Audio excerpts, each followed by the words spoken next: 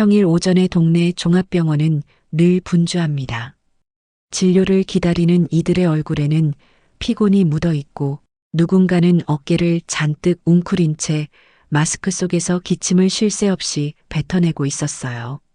저도 그들 틈에 끼어 조용히 진료 접수를 하고 잠시 뒤 제 이름이 불려 의사 선생님 앞에 앉게 되었죠. 선생님은 웃는 얼굴로 저를 맞이했지만 곧 제 옷차림을 유심히 보시며 이렇게 말씀하셨어요. 오늘도 긴팔 입고 오셨네요, 박 여사님. 아, 네, 그냥 습관처럼요. 괜히 죄송해하지 마세요. 병원은 아픈 데 있으면 당연히 오는 곳이니까요. 그런데 이번 달에만 벌써 3번째 오셨어요. 일단 팔 좀 볼게요. 저는 말없이 소매를 걷어 올렸습니다. 살같이 얇아진 팔뚝에는 군데군데 시퍼런 멍자국이 퍼져 있었죠. 나이 들면 멍이 잘 든다지만 제 멍은 그런 종류가 아니었어요. 건강이 나빠서 그런 게 아니라 아예 다른 이유 때문이었습니다. 오늘은 제 몸과 마음에 동시에 멍이 든 사연을 전해드리려 해요.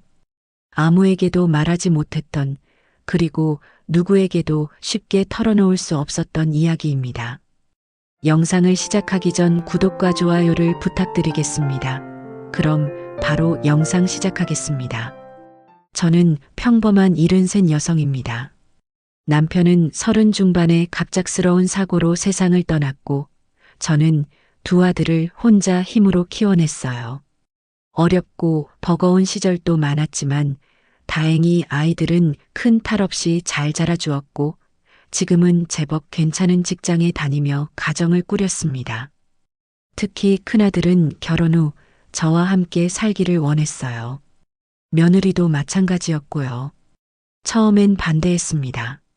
신혼인데 시어머니가 함께 살면 불편할까봐 조심스러워서요.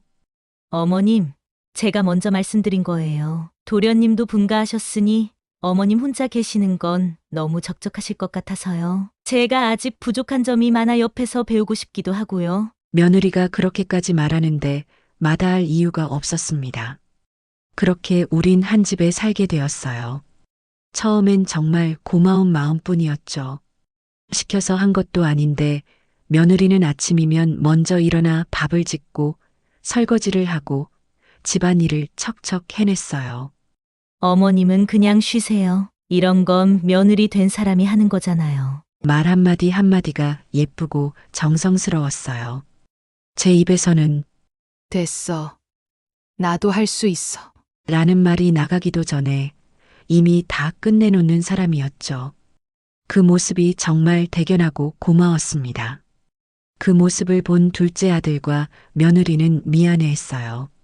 명절에 찾아와선 고개를 숙이며 이렇게 말했죠.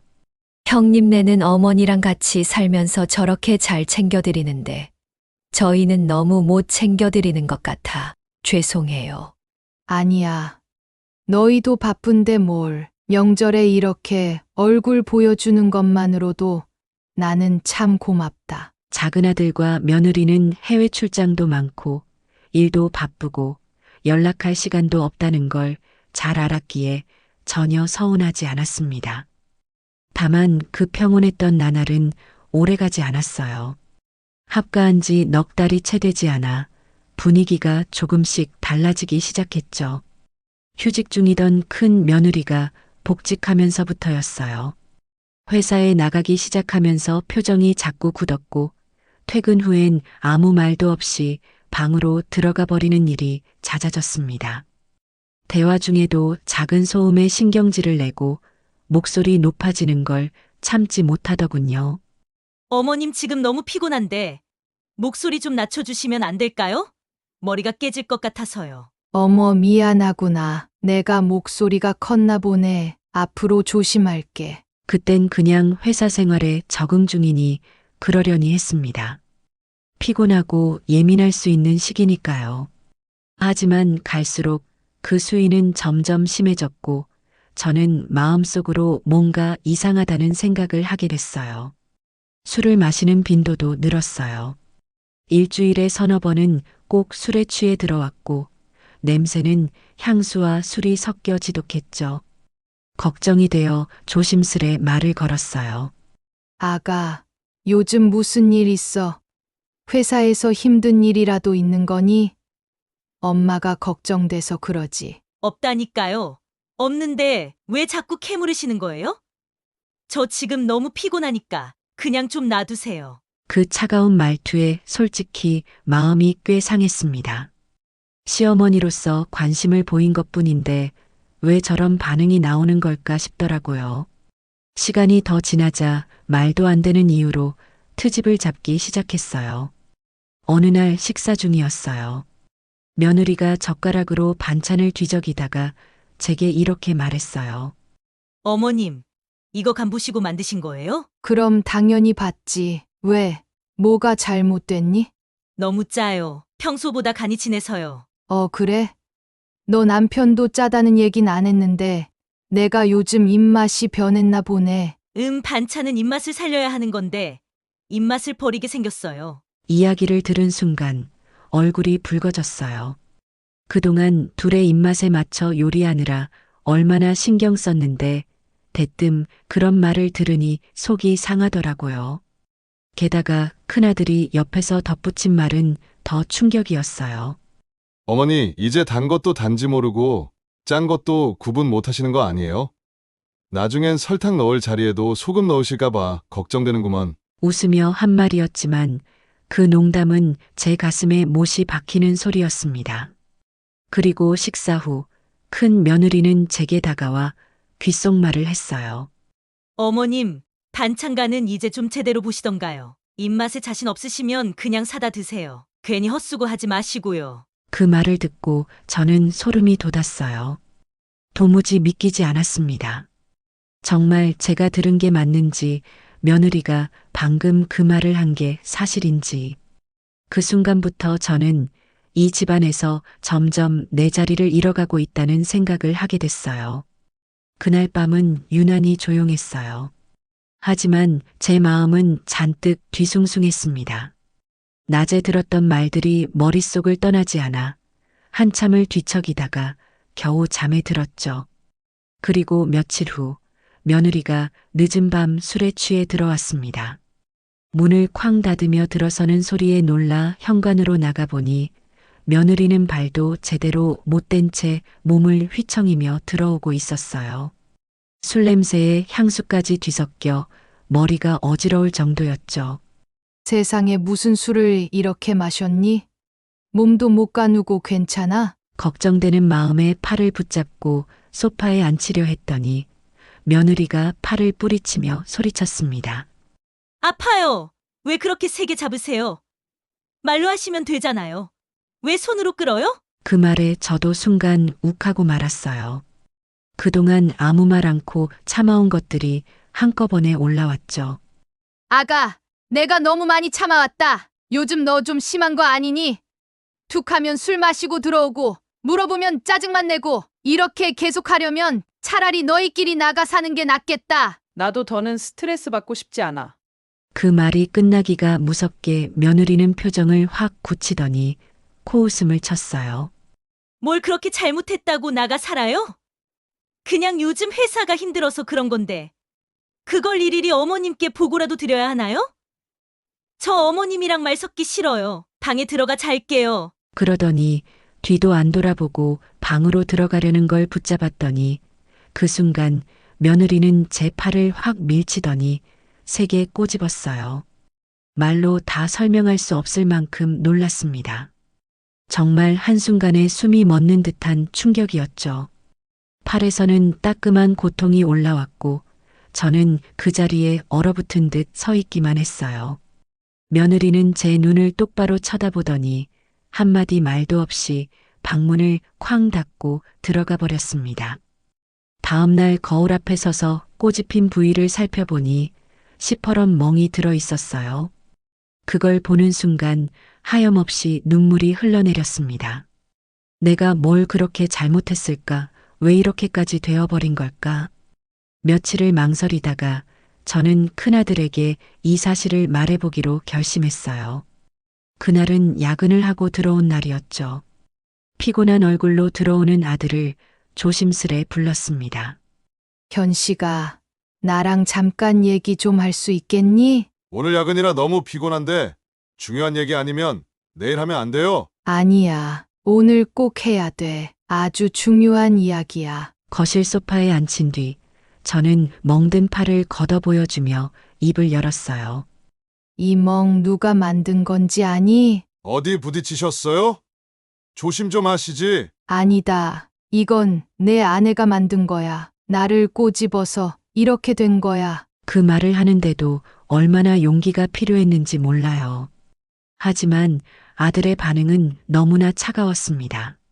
어머니 집사람이 일부러 그러진 않았겠죠? 그냥 실수였을 거예요. 뭐 긁힌 것도 아니고 피가 난 것도 아니잖아요. 그냥 연고 바르고 조용히 넘어가세요. 뭐, 실수.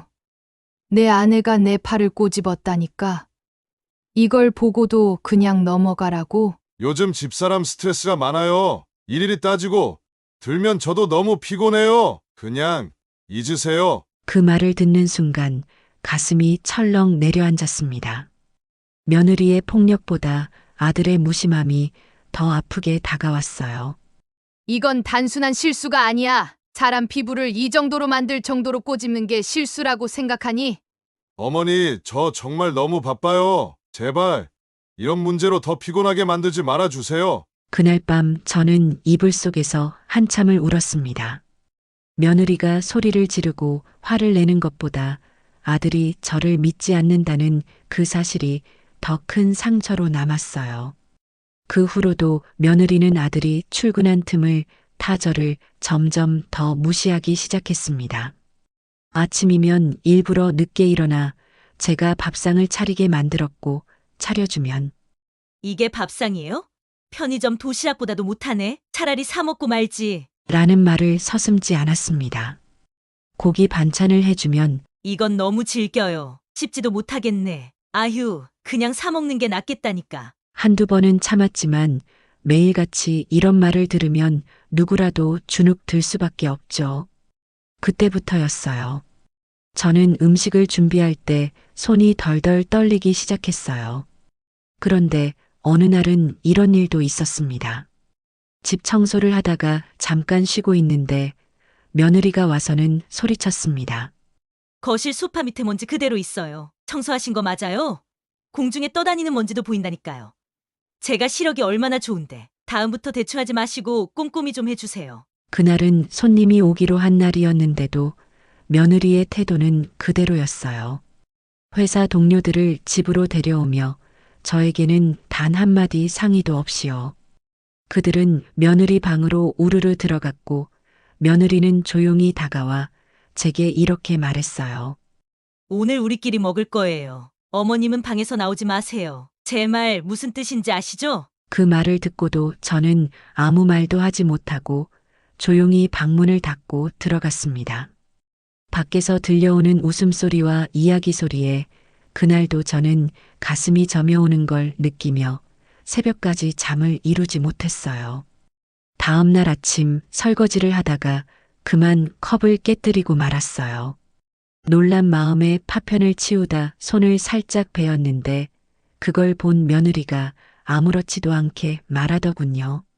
어휴, 조심 좀 하지 그러셨어요. 그건 그렇고 이 접시도요. 그러면서 며느리는 자기 방에서 들고 나온 접시 하나를 일부러 제 앞에 떨어뜨렸습니다. 그 접시는 제가 정말 아꼈던 도자기 접시였어요. 산산이 깨진 걸 보자 순간 눈앞이 핑 돌 정도로 어이가 없었죠. 지금 뭐 하는 거니? 설거지를 부탁할 거면 싱크대에 두던가. 왜 이렇게까지 해? 어머님, 손이 미끄러졌을 뿐이에요. 그런 식으로 몰아가시다니 좀 당황스럽네요. 한술 더 떠선 자네들을 치우는 저에게 이렇게 말했어요.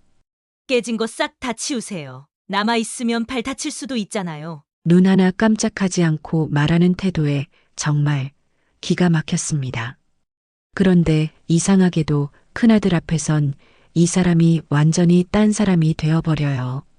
갑자기 제 어깨를 주물러 주겠다며 다가오고 식사 후엔 자기가 설거지를 하겠다며 치우기까지 하죠. 그 모습을 본 아들은 헤헤 웃으며 말했어요. 우리 어머니 진짜 복 받으셨다. 며느리 잘 둬서 호강하시네. 며느리는 천연덕스럽게 이렇게 받아쳤습니다. 아니야. 내가 복이 많은 거지. 우리 어머님 같은 시어머니는 세상에 없을걸? 그 순간 웃음이 가득한 아들과 며느리를 보며 저는 아무 말도 할 수 없었어요. 그 웃음 속에 감춰진 며느리의 진짜 얼굴을 제가 알고 있다는 게 더 고통스러웠거든요. 결국 저는 마음을 굳혔습니다. 이대로는 정말 제 정신이 온전치 않을 것 같았어요. 며느리의 이중적인 행동을 있는 그대로 아들에게 보여주기로요.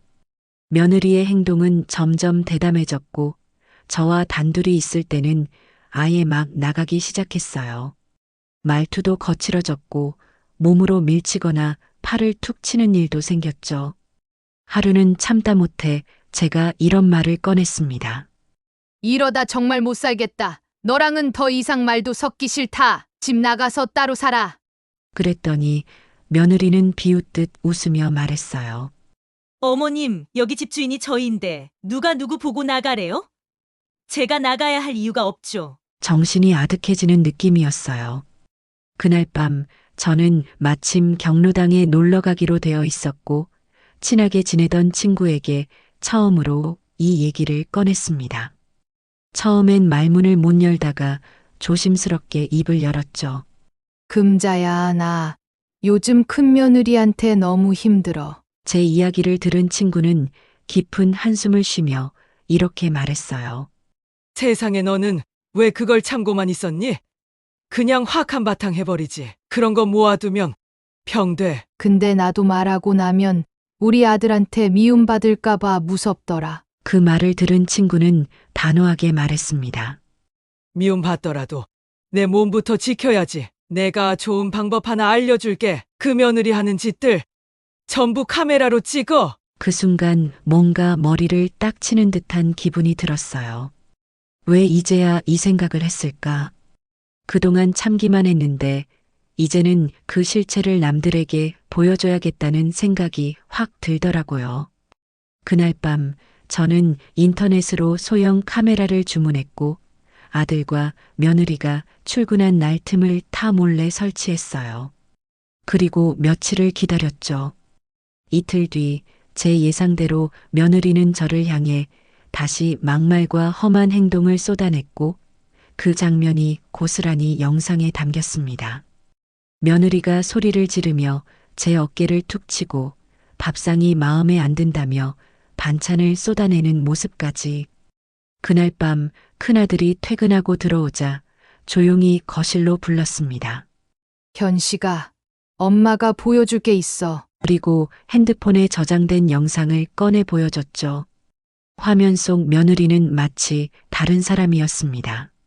아들이 평소에 알던 사람이라고는 상상도 할 수 없을 만큼 차갑고 날선 모습이었어요. 하지만 영상을 끝까지 본 아들은 한참을 말없이 앉아 있더니 아주 뜻밖의 말을 꺼냈습니다. 어머니, 이거 혹시 일부러 찍으신 거 아니에요? 뭐, 집사람 자극해서 이렇게 만든 다음에 영상 찍어서 저한테 이간질하려고요? 그 말에 숨이 멎는 줄 알았습니다. 뭐라고 했니? 이게 내 눈앞에 증거가 다 있는데 내가 지금 그런 말을 해. 집사람이 어머니한테 뭘 그렇게 잘못했는진 모르겠지만 이런 방식은 너무 유치해요. 정말 실망이에요. 어머니. 그날 제 인생에서 가장 큰 절망을 느꼈어요. 며느리가 저를 괴롭히는 것보다 아들이 그걸 보고도 저를 의심했다는 게 너무 슬펐습니다. 그 뒤로 며느리는 더 대놓고 저를 괴롭히기 시작했어요. 아들이 출근하고 나면 말투부터 달라졌죠. 오늘도 반찬 이게 다예요? 아침밥도 이따위로 차리실 거면 그냥 굶겠어요. 며칠 후엔 식탁에 앉아 있던 며느리가 반찬을 보더니 코웃음을 치며 말했어요. 어머님, 제가 땅콩 알레르기 있다는 거 말씀드렸던 거 기억 안 나세요? 이거 일부러 해놓은 거예요?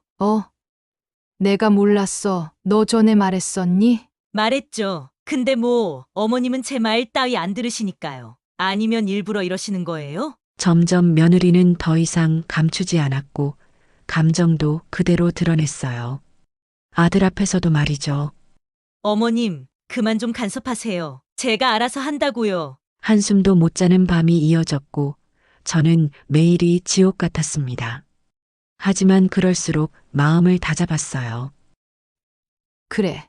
더 많은 증거가 필요해. 지금이 끝이 아니야. 며칠 동안 저는 다시 증거를 수집하기 시작했어요. 기존에 찍은 영상 외에도 상담사 선생님께 받은 소형 녹음기까지 활용해서 며느리의 말과 행동 하나하나를 빠짐없이 기록했습니다. 어머님, 빨래는 흰색이랑 색 있는 거 나눠서 하라고 그렇게 말씀드렸는데 또 이러시면 어떡해요? 저 정말 어머님이랑 못 살겠어요. 이것도 설거지 안 하신 거예요? 부엌에 냄새가 진동하잖아요. 저 진짜 짜증나요. 아니 대체 무슨 생각으로 거실에 먼지를 저렇게 놔두세요? 저 시력이 좋아서 먼지 다 보이거든요. 이제 며느리는 더 이상 목소리를 낮추지 않았습니다. 분노와 짜증, 험한 말들을 아들 앞에서도 거리낌 없이 퍼부었죠. 하지만 그럼에도 아들은 눈을 감고 귀를 막은 사람처럼 아무 말이 없었어요. 그가 변할 거라는 기대는 이제 적기로 했습니다.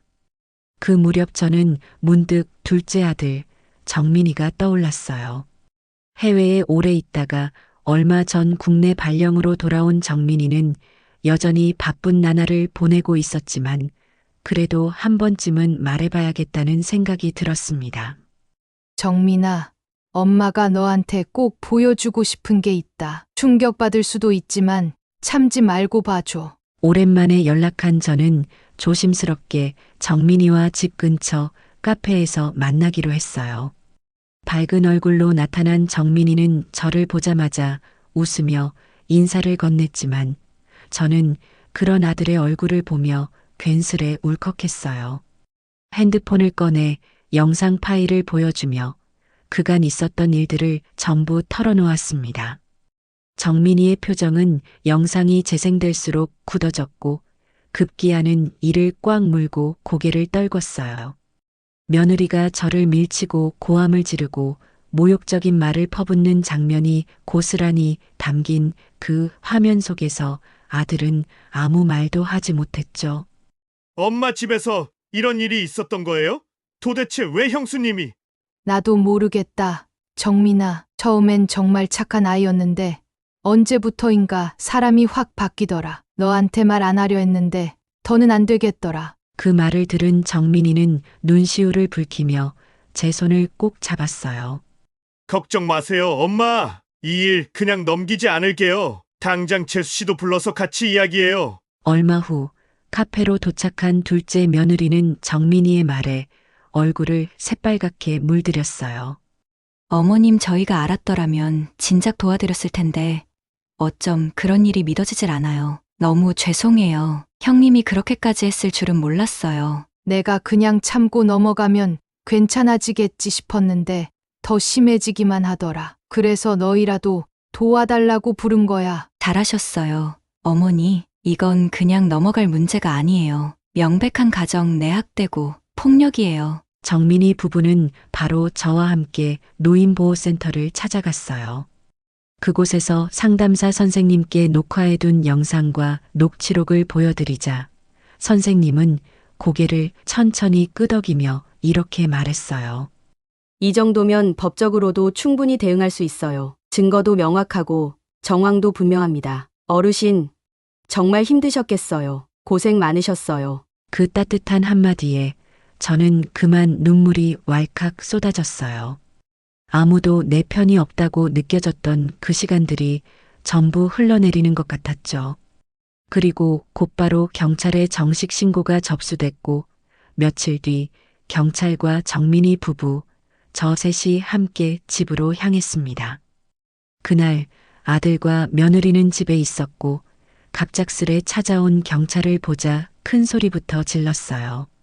뭐야, 이게 갑자기 경찰이 우리 집에 왜 오는데요? 정식 신고가 접수되어 방문했습니다. 조사에 응해 주셔야 합니다. 누가 신고를 했는데요?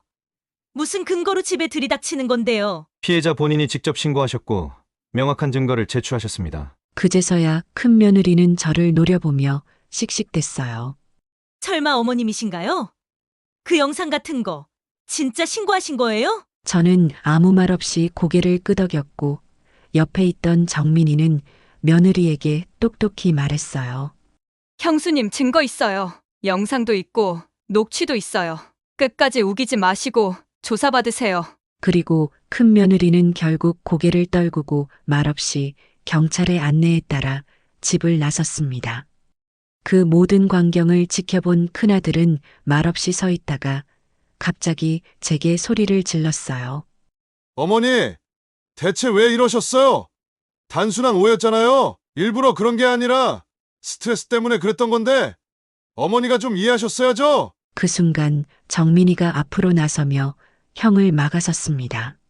형, 아직도 정신 못 차렸어? 이게 오해로 보여? 형수님이 한 짓 다 보고도 그런 말이 나와? 됐어. 성민아, 너까지 나서지 마. 이건 우리 가족 문제야. 가족이면 더 그래야지. 가족이니까 어머니가 당한 일 그냥 넘어가면 안 되는 거라고. 그날 저는 결국 결심했어요. 지긋지긋한 그 집을 떠나기로요. 큰아들과 다시 마주한 이후 저는 스스로에게 물었어요. 정말 용서란 게 가능할까? 마음속에서 완전히 덮고 새롭게 시작하는 게 가능한 걸까? 며느리에게 당했던 날들, 모진 말과 행동, 그리고 그걸 보면서도 고개를 돌렸던 아들의 모습이 떠오르면 마음이 아직도 욱신거렸지만 한편으로는 눈물로 용서를 구하던 그 아이의 얼굴도 지워지지 않았습니다. 가끔은 자식이기 때문에 더 미운 것 같았어요. 남이라면 벌써 연 끊고 돌아서도 이상할 게 없었겠죠. 하지만 피 한 방울이라도 섞인 자식이라 마음 한켠이 늘 남아 있었던 거예요. 짐은 이미 며칠 전부터 조금씩 싸두고 있었어요. 물 한 컵 마시는 것도 조심스러웠던 집, 숨만 쉬어도 미움받는 느낌이 들던 그 공간을 저는 더는 견딜 수 없었습니다. 정민아, 나 이 집 그만 나가려고. 네 형이랑 며느리랑은 더 못 살겠어. 잘하셨어요, 엄마. 저희랑 같이 계세요. 저랑 지영이랑 얘기해봤는데 어머니 저희 집에 모시는 게 제일 좋겠다고 했어요. 하지만 저는 고개를 저었어요. 아니야, 너희한테까지 민폐 끼치고 싶진 않아. 보호시설로 갈게. 거기서 잠시 쉬다 보면 마음도 좀 가라앉겠지. 정민이와 며느리는 많이 아쉬워했지만 결국 제 뜻을 존중해줬어요. 그렇게 저는 몇 년을 살았던 집을 나와 보호시설로 향했습니다. 처음엔 막막했어요. 낯선 침대, 낯선 사람들, 낯선 냄새. 하지만 이상하게도 마음이 편안했어요. 누군가 눈치 보지 않아도 되고 누가 문 열고 들어오며 뭐라고 할까봐 숨죽이지 않아도 되니까요. 거기엔 저 같은 분들이 많이 계셨어요. 며느리한테 험한 말 듣고 도망쳐 오신 분, 아들한테 버림받고 길거리 생활하다가 오신 분, 그분들과 함께 아침 운동도 하고 같이 밥도 먹고 이야기를 나누다 보니 어느새 마음이 조금씩 풀렸어요. 보호사 선생님은 이렇게 말씀하셨어요. 여긴 몸보다 마음이 아픈 분들이 회복하는 곳이에요. 어르신, 힘든 일 다 겪으셨지만 이제부터는 치유의 시간이 될 거예요. 정말 그랬습니다. 며칠 지나니 마음속에 쌓인 응어리가 조금씩 풀렸고 저도 다시 웃을 수 있게 됐어요. 한 달, 두 달 시간이 흘러갈수록 저는 제가 얼마나 억눌린 상태로 살았는지를 깨달았어요. 요가 시간에 눈을 감고 숨을 들이쉴 때마다 예전 집에서 살던 날들이 떠올라 울컥했지만 지금은 눈을 떠도 다시 웃을 수 있는 내가 됐더라고요. 그리고 어느 날 정민이가 찾아와 이렇게 말했어요. 엄마, 집 근처에 조용한 동네로 집 하나 마련했어요. 엄마 거예요. 이제 보호시설에서 나오셔서 거기서 편히 지내세요. 그 말에 저는 또 울고 말았어요. 내가 이렇게나 사랑받아도 되는 사람이었나? 정민이의 진심이, 지영이의 따뜻한 마음이 고스란히 전해졌습니다. 그 집은 작고 소박했지만 저에게는 궁궐 같았어요. 누구의 눈치도 보지 않고 내가 만든 밥을 편히 먹고 내가 틀고 싶은 TV를 내 맘대로 보는 그 시간이 그렇게나 소중하게 느껴질 줄은 몰랐어요. 그러던 어느 날 낯선 초인종 소리에 깜짝 놀랐습니다. 밖엔 아무도 없어야 했고 집 주소는 정민이와 며느리 외엔 모를 텐데 초인종이 계속 울리길래 조심스럽게 문을 열었더니 그 앞에 큰아들이 무릎을 꿇고 있었습니다. 어머니, 저예요. 저 성훈이에요. 제발 한 번만 얘기 좀 들어주세요. 전 깜짝 놀라 문을 닫으려 했지만 큰아들은 울면서 절 붙잡았어요. 어머니, 정말 죄송해요. 너무 늦었지만 지금이라도 사과드리고 싶어요. 무릎 꿇은 채 눈물을 쏟는 큰아들의 모습은 제 마음을 마구 흔들어 놓았습니다. 하지만 저는 쉽게 마음을 열 수 없었어요. 이제 와서 무슨 소용이니? 그땐 내가 나를 믿어야 했어. 나를 지켜줘야 했어. 그땐 저도 도망쳤던 것 같아요. 아내한테도 어머니한테도 그냥 모르는 척하고 싶었어요. 그게 제일 편하니까 너무 바보였어요. 큰아들의 울음은 거짓이 아니었어요. 하지만 상처가 깊다 보니 저는 쉽게 안아줄 수 없었죠. 그래도 이렇게 찾아와 울며 사과하는 모습에 제 마음속 어딘가에 조금은 굳어있던 얼음이 녹는 느낌이 들었어요. 그래, 늦었지만 용기 내줘서 고맙다. 하지만 예전처럼은 못 돌아가. 난 이제 나 자신을 먼저 생각해야 하거든. 알아요.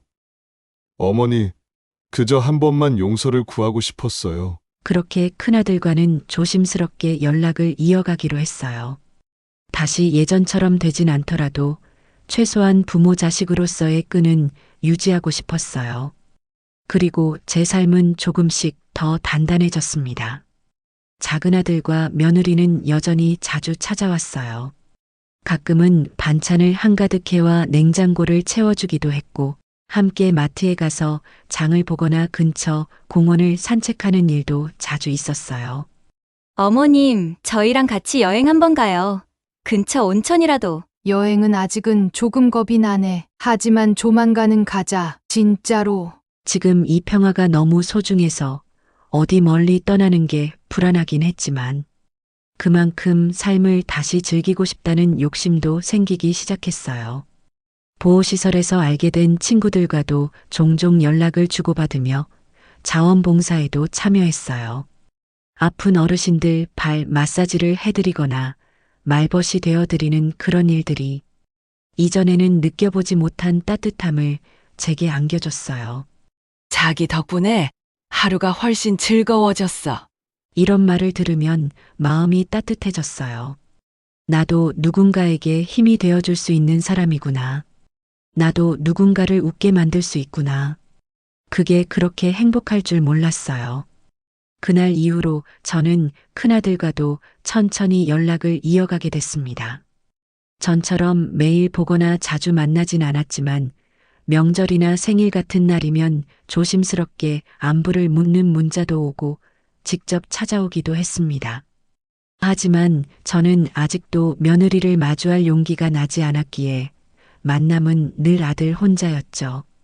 그러던 어느 날 큰아들에게 문자가 왔습니다.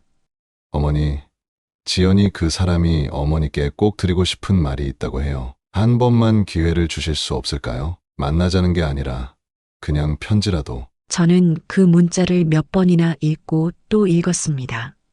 지연이라는 이름을 보는 것도 오랜만이었고 편지라는 말에 마음이 조금 흔들렸습니다.